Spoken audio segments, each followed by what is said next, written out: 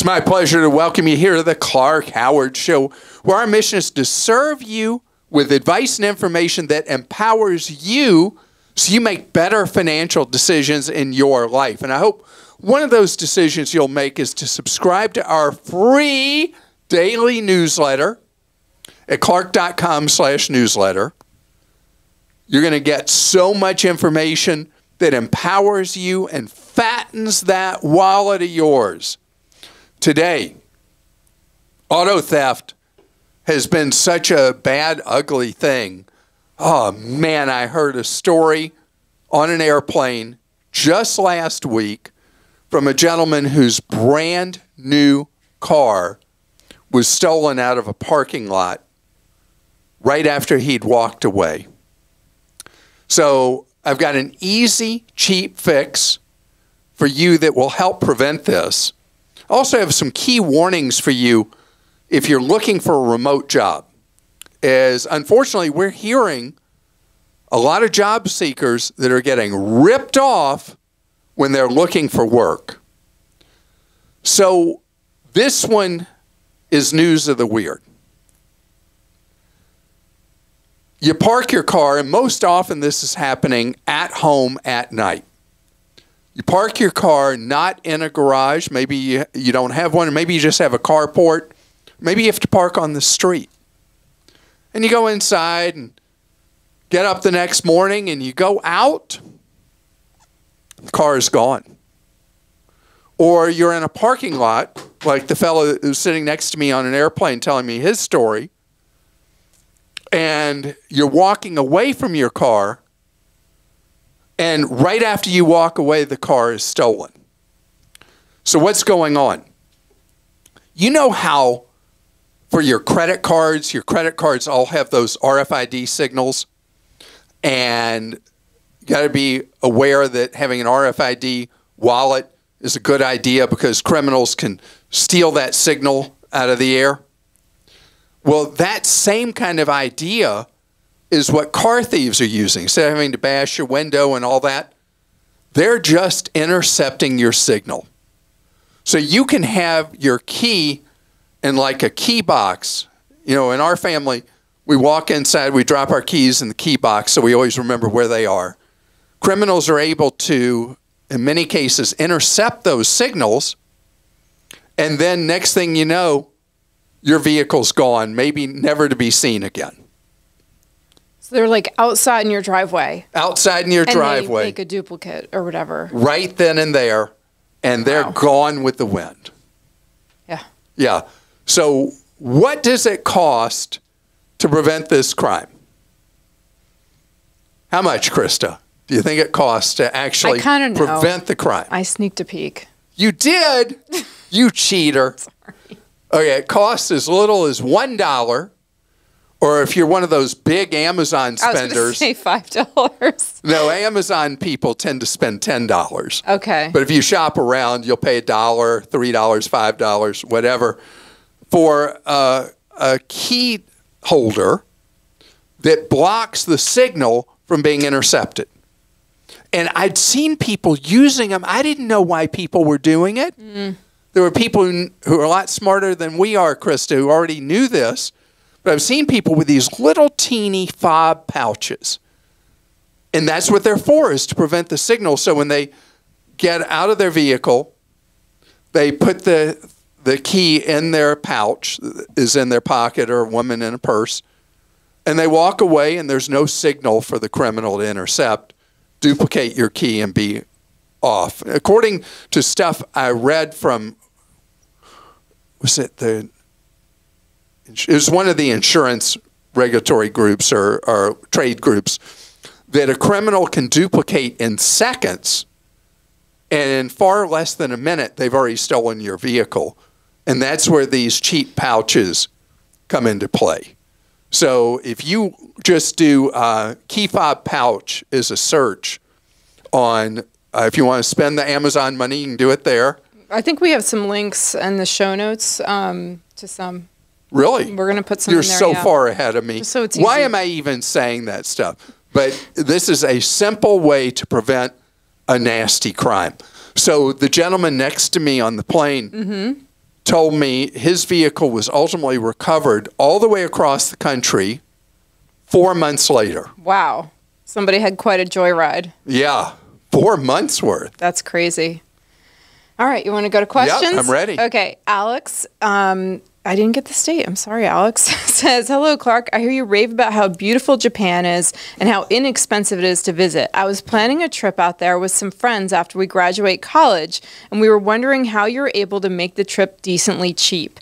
We are willing to spend $5,000 each. We were using Expedia to help us search, but we're wondering if you had any other recommendations. Okay, so first things first, Alex. The fares from the west coast of the U.S. to Japan are often a tiny fraction of what they are from the Midwest or the East Coast.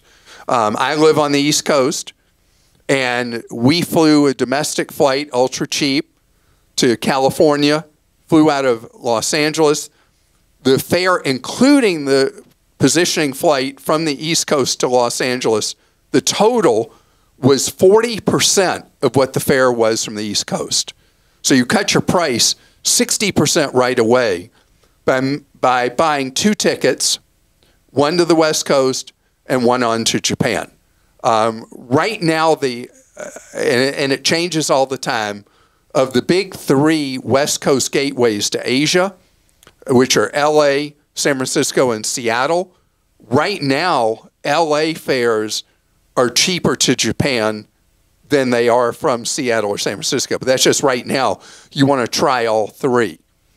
As far as hotel stays in Japan, Japan has every level of hotel imaginable. From you sleeping in a completely claustrophobic. Claustrophobic. It's catastrophically claustrophobic to sleep in a capsule hotel. Which is literally like a big coffin that you stay in, oh my goodness, to some of the best luxury hotels in the world.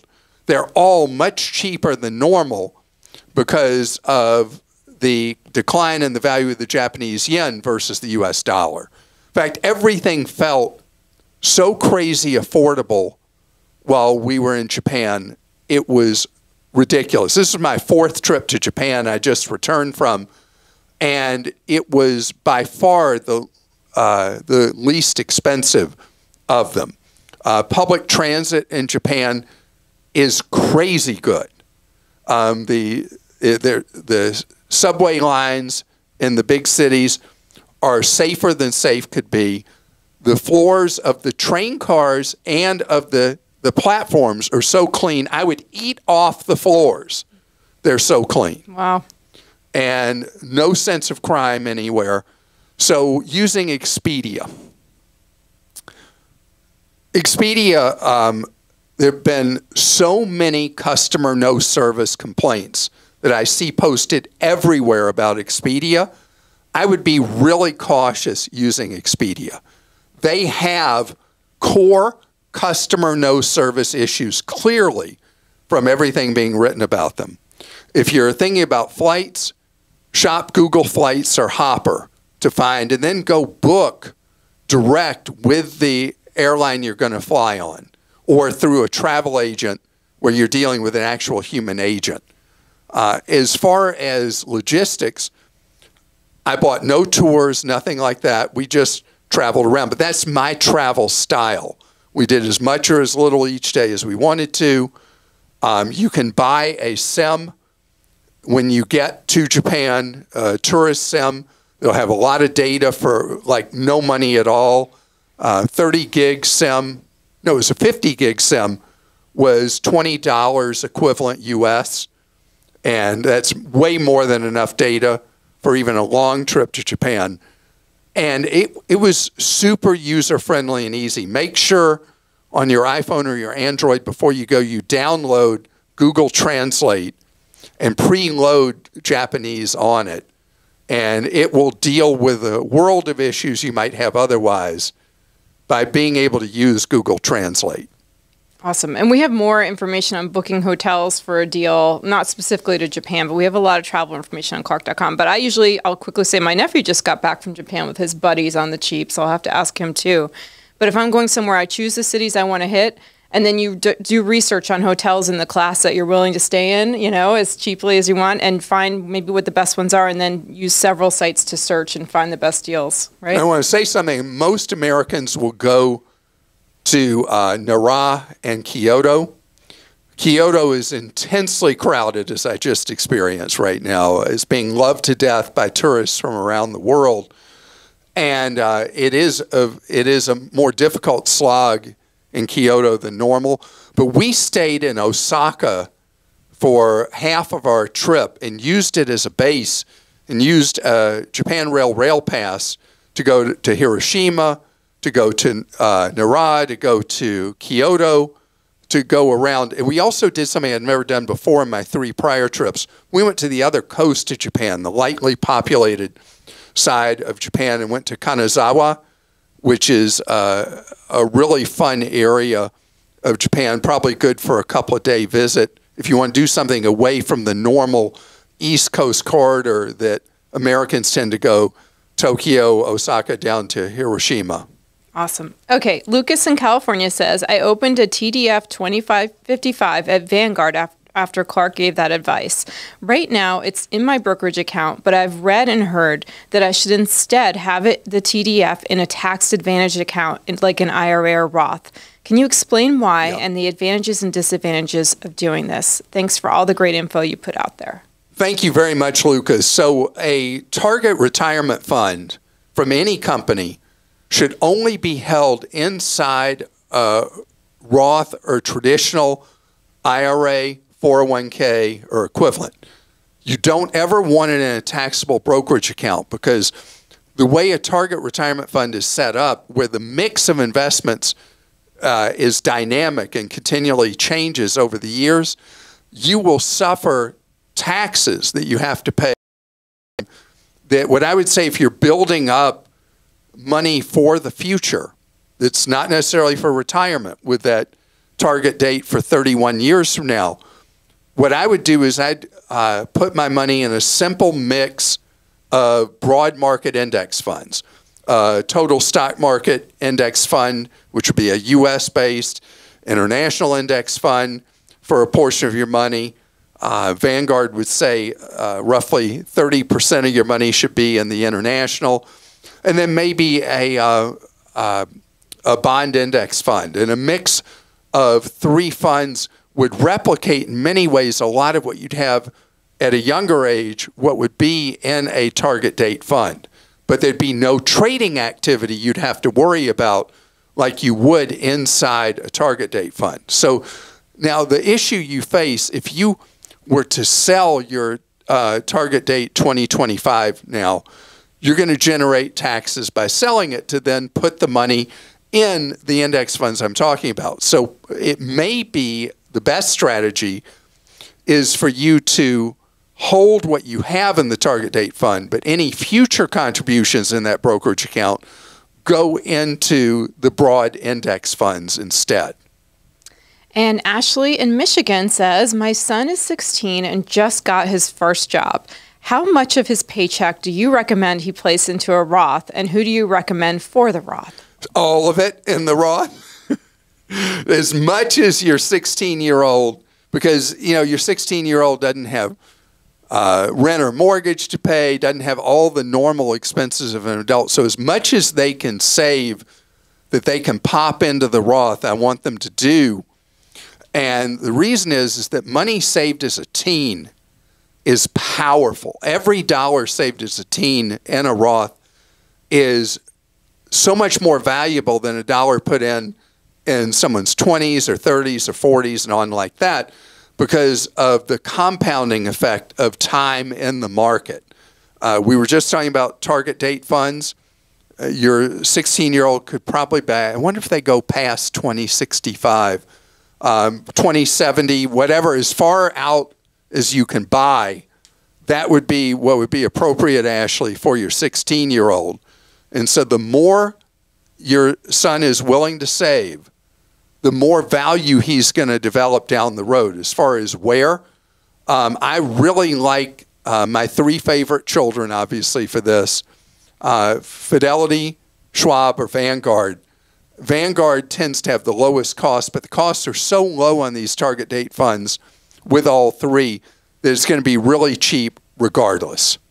And Vanguard does go through 2070. 2070. So that's good to know. So 2070 fund for your 16-year-old. And we're not going to be around when 2070 hits, but that money for your son who will be around will be a huge value. I didn't say you weren't going to be around, Ashley, but I'm not going to be around. We don't know that. 2070. Come on, Christa. How old would I be in 2070? I don't know. I'd be older than Methuselah at that point, right? Yeah, let's go for it, man. That's not happening.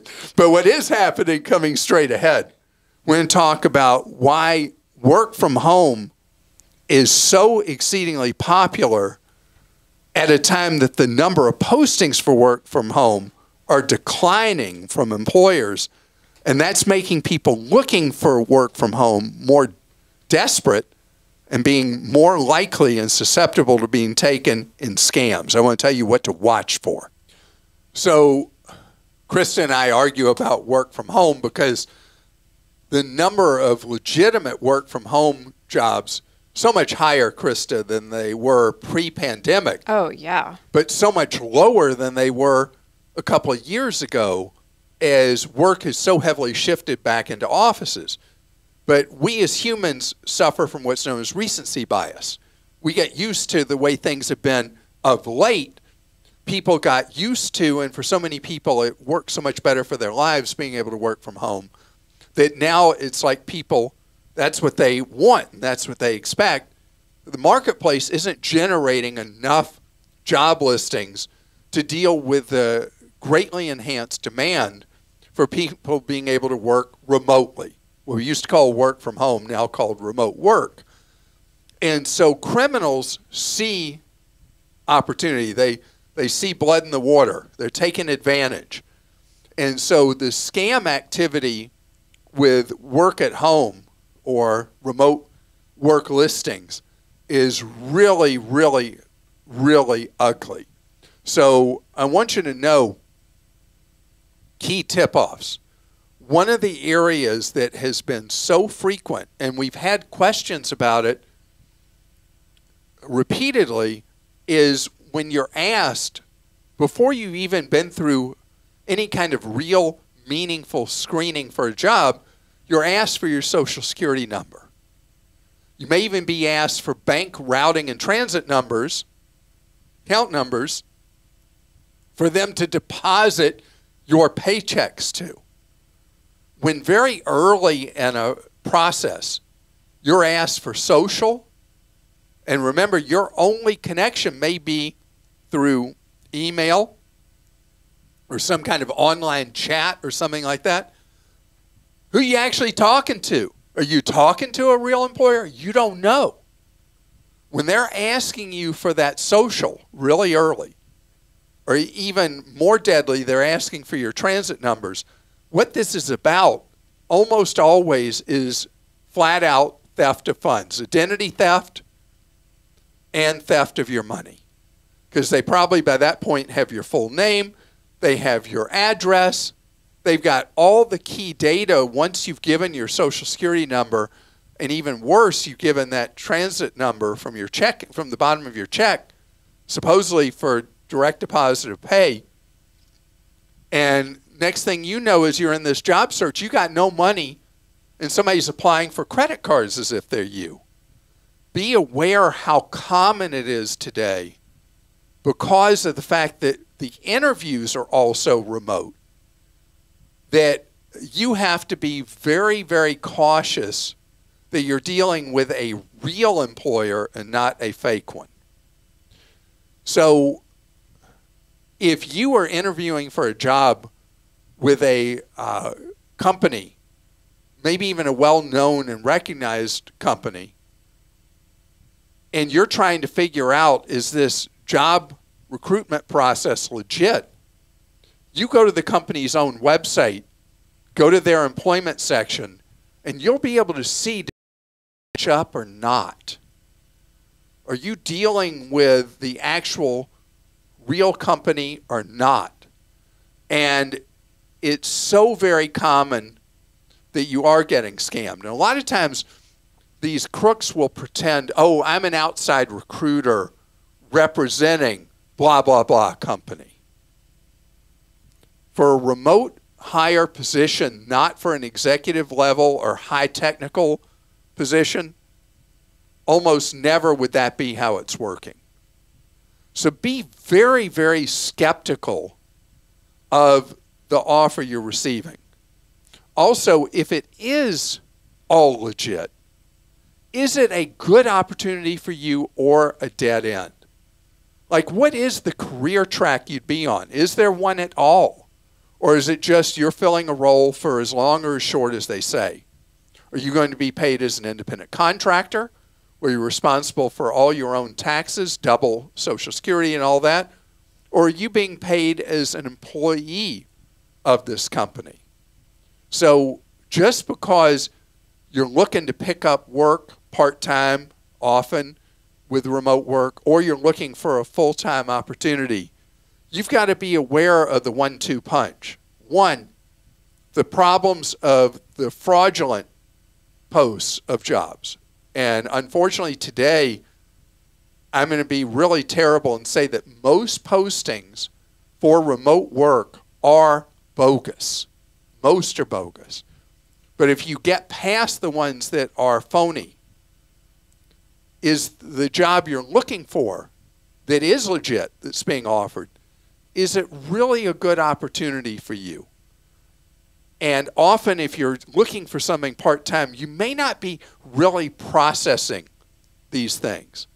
But I want you to think it through before you grab onto something that turns out not to be that great opportunity for you. Speaking of that, a relevant question here from Julie in Georgia. I was looking for a job and found what I thought was a legitimate company that would allow me to work from home. Not so. It was a scam. I gave enough information for them to access my account. My bank is making me liable for $3,000 overdraft. I called the bank right away after I realized it was a scam, and they closed the old account and I opened a new one. What recourse do I have in regards to the bank making me liable for the $3,000? So, Julie, I don't have enough information from you to know how they got into your account. If it was, as I mentioned just a moment ago, that you gave them the bank routing number and your account number information, you are not necessarily liable for that. If, on the other hand, they asked you for a code to access your account for online banking, then you may actually have difficulty reclaiming your funds. The banks in every case find against the consumer. It's automatic. It's like a bank mantra now that we hear repeatedly, that when there is a breach of someone's bank account, banks say, oh, well, you're just not covered in this case. That's standard banking 101 now. But you have rights under federal law. If you've not done so yet, I want you to file a complaint against the bank that holds you responsible for these $3,000 at consumerfinance.gov. That's the Consumer Financial Protection Bureau, whose very existence was under threat recently. And the Supreme Court said that the Consumer Financial Protection Bureau was A-OK as constituted. And so they still have full enforcement power over the banks, which the banks were very upset about. But you file a complaint at consumerfinance.gov. Don't write too much detail. Just say there's been a breach of your account. This caused a draft of your account, overdraft of your account, and the bank is not relieving you responsibility for this. Just leave it at that, and let's see what happens next. When do you think the consumer should be responsible? Or do you think the bank always needs to? The bank is not always responsible. I mean, it depends so much. This is the problem, is of 10,000 different scenarios posed to us, and every one of them has different wrinkles. The banks just don't want to have to comply with the law, though. Right, so you're getting an automatic answer. Automatic no is what people are getting from the banks now, particularly is we're seeing repeatedly in our Team Clark Consumer Action Center, also in my TV work, we're seeing this as well, that no matter what the facts are, the banks say no. All right. And that's why, thank goodness, there's a consumer friend out there, the Consumer Financial Protection Bureau. I'd love to hear back what happens, Julie. Mary in Florida says, "Hi, Clark and staff. I was offered a new position with this company, and it's work from home. I'm very happy. However, while signing all the paperwork, there was a statement that I would need to keep my webcam on for the full duration of my work. I understand training that we need them on. However, it feels weird having this company constantly watching me. And yes, I get it if I was in an office setting that that's the norm, but at home, I don't want to have my camera on. It's not Hollywood. Thanks for your feedback." So a lot of employers don't trust that somebody doing remote work is actually working. And so they're using a variety of spy tools. And just having your webcam on is actually pretty mild compared to a lot of the spy tools that companies require of remote workers. You think? I feel like that's more. I mean, there's screen recording, which makes sense, like to see that you're on the work screens and you're not like playing on Facebook all day. There's also productivity software that a lot of companies are using. But like having a camera on you all day? I'm so used to being on camera, I guess it doesn't even faze me. That would be the one that bothered me the most, because if I'm being productive and getting my work done, I don't know, it'd just be a little weird. But this goes back to the terms of employment that I was just kind of alluding to earlier. And it may make, if it really bothers you, Mary, as much as it seems to bother you, Christa, then that may not be the remote work for you. But having companies spying on you different ways if you're working remotely is totally routine now in industry. Lori in Arkansas says, "I called my credit card company to hopefully settle on a lower amount to completely pay it off, and I was told I couldn't bargain with them because I was not in default. Should I stop paying them for a couple of months and risk our credit for them to work with me? It's at $12,000 now, and the interest has been a hardship." So, Lori, no. The one thing you don't want to do is you don't want to just default on your credit card debt, because that will harm you for 7 years. At the same time, you're making clear that the interest carry cost on your credit card is brutal for you. What I would do if I were you is what the people at the National Foundation for Credit Counseling have always asked, that people go and talk to them when they're feeling like they have a fever and not wait till it's a terminal condition with debt. So if you go to nfcc.org or one of their affiliate members, they're legitimate credit counselors. They'll sit down with you, Lori, and not just look in isolation at this $12,000 debt with this one credit card company. They'll want to look at your whole financial picture and see if you simply need the help of thinking through how to come up with a budget that makes handling your money more efficient, or they can negotiate a payment plan with this credit card company, even reducing the interest rate down to as little as 0%. So the credit card companies listen to the trained professionals of NFCC or NFCC affiliated agencies, because they know they've looked at your whole finances, and they know the next possibility could be somebody potentially bankrupting out where the credit card company gets nothing. And so that would be the right process.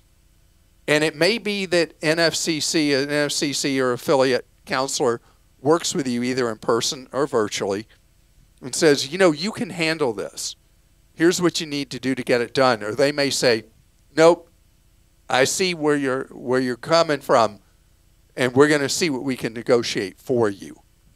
Either would be vastly superior to you doing what basically is, it's the nuclear option, stopping paying your bills so that they'll then work with you to try to reduce what you owe or your interest rates, because that will then follow you. 7 years is a long time. We're talking 2031. That decision would follow you till then. I don't want that for you. But I do want to tell you, I really am thrilled that you came to ask me that question. I hope that talking to someone with nfcc.org or one of their affiliates will help you get it done to get that under control. And I hope that you have a wonderful day, and we will be at your service tomorrow on our podcast. And remember what we're all about. It's helping you come up with ideas and ways to save more, spend less, and avoid getting ripped off.